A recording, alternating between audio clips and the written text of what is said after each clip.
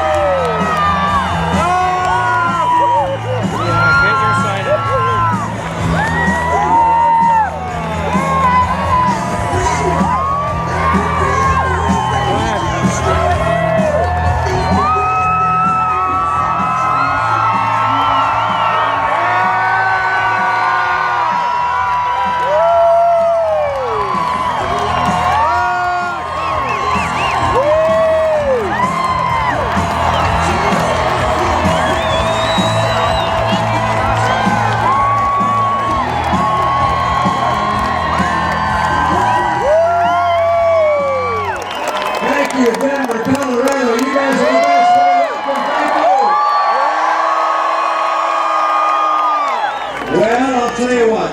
This has been an interesting week. The president was being interviewed, and I guess he said something a little unusual. He said, you know, you can't change Washington from the inside. You can only change it from the outside. We're going to give you that chance on November 6th.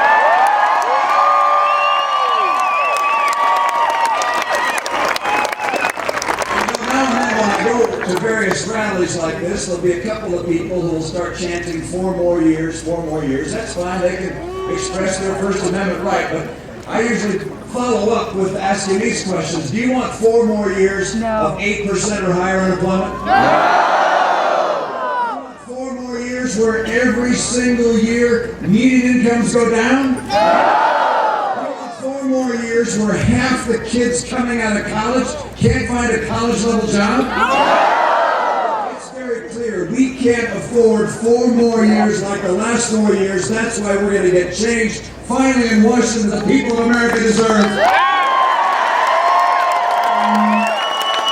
Because what he's promising is the things he's done before. He's promising another stimulus. He wants to do that. He wants to pick winners and losers with investments in various businesses like he did last time. He's promised he's going to raise taxes. He's done that before. He wants to do that again. And so these promises he's made, we don't have to guess what the results will be. We've seen the results. We don't like the results. That's why that man needs to get out of that office and get there.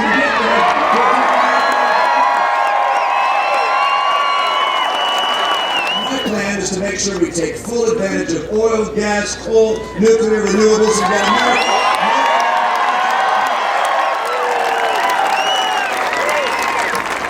And we know how to do that. The president has cut in half the permits and licenses on federal. If we're going to get entrepreneurs to start an enterprise, put people to work, or if we're going to have some big company decide to build a new factory and put more people to work, they're going to have to believe that we're not on the road to Greece.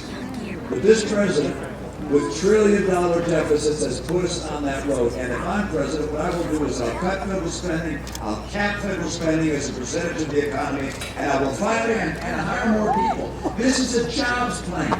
These 5 steps are designed to create more jobs. And small businesses where 2/3 of the jobs were created over the last 15 years. And yet the president has a different plan.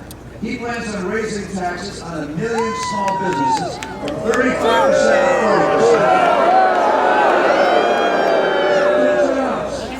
40%. He also has a massive regulatory burden that keeps on pushing a lot of our small businesses. And then he decided that college was not likely to be part of his future. So he went to his dad and said, can I get a loan from you? And if I can, we'll split the business 50-50. He wanted a food business of some kind. And his dad agreed. And then he went out and priced the equipment he wanted, a hamburger griddle, those rollers that heat up hot dogs, and the exhaust fan and all that. And by the time he priced it out, he realized he couldn't possibly pay for it with the money he had. So he concluded the only thing he could do with the kind of money he was able to borrow was to make sandwiches, because sandwiches don't take a lot of equipment. So he set up some stainless steel tables in the garage and made sandwiches and then delivered them to people at work. And now Jimmy John's has 1,000.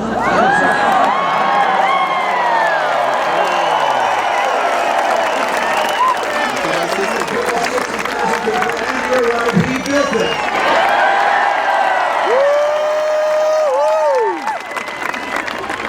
If we do those 5 things, because I know the entrepreneurial, innovative spirit is still alive and well in America, you're going to see this country come roaring back. I understand what it is that made America's economy work from the very beginning.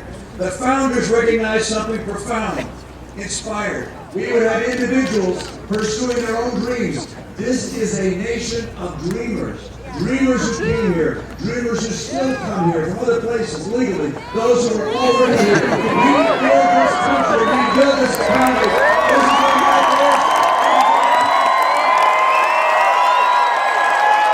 understand what it takes to get this economy going. They don't understand small business. I do. Not because I studied it, but because I lived it.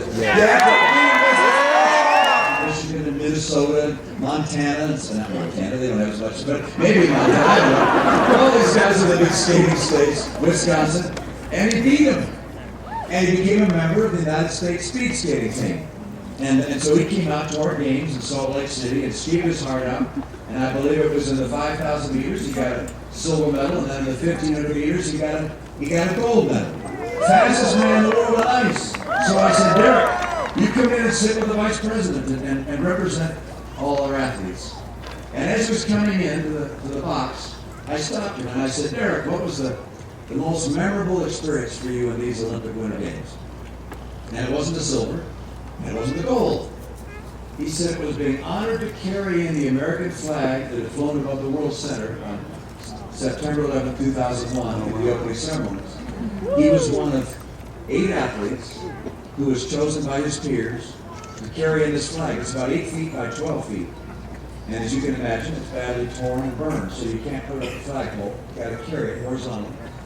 And he and these other athletes did it. He said as we had the flag waiting to come into the stadium, the announcer said, ladies and gentlemen, the flag that flew above the World Trade Center on September 11th was coming into the stadium.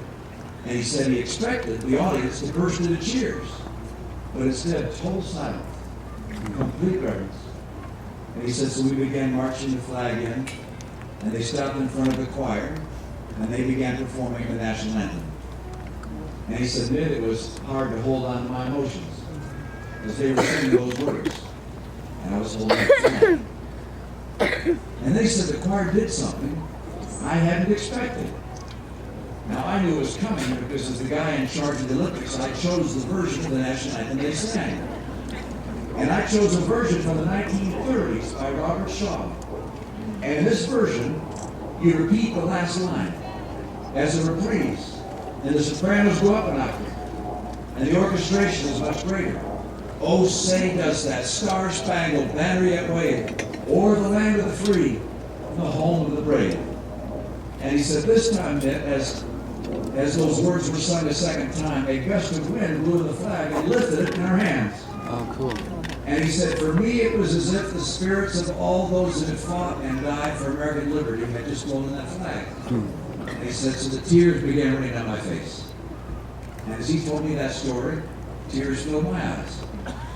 We're a patriotic people. We love this country. We recognize it as an exceptional nation.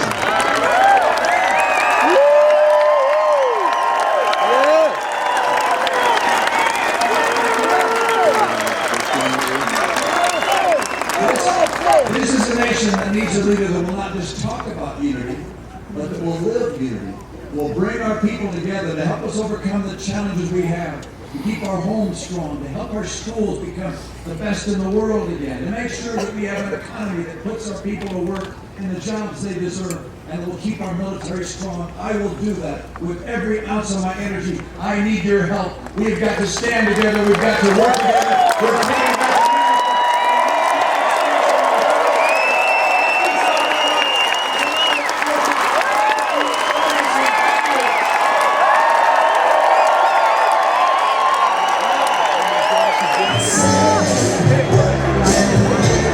Silence makes me want to take the stars.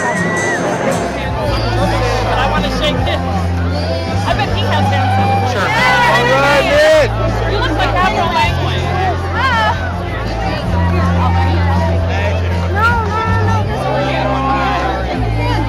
Thank you. Hi.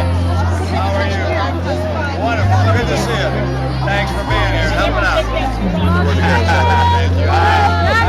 Good to see you. Thank you. Hi there. How are you? Nice to see you double-handed. Hi. How are you? Good to see you. Hey, peace to you, Mitt. Thank you. Hi there. How are you? Thank you, Governor. Good win, Governor. Thank you. Hi. We're behind you, Mitt. Thank you so much. Thank you. Thank you so much. Hi, how are you? Good to see you. Hi there. Oh, we're getting crushed in here. How you doing? Good to see you. Thanks for being here. Be careful. We got Hi there, how are sausage you up doing? front, please.